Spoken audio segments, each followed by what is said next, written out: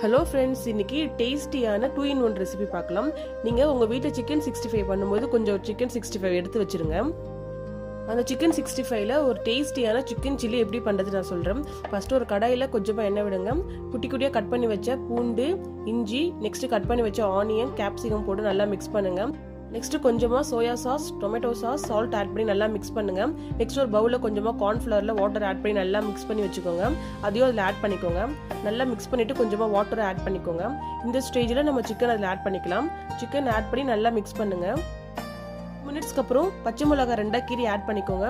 அதோட கொஞ்சமாக spring ஆனியனும் add பண்ணிக்கோங்க. நல்லா மிக்ஸ் பண்ணுங்கள். ஃபைனலி உங்கள் காரத்துக்கு ஏற்ற மாதிரி பெப்பர் பவுடர் ஆட் பண்ணிக்கோங்க. அவ்வளோதான், சூப்பரான சில்லி சிக்கன் ரெடி ஆயிடுச்சு.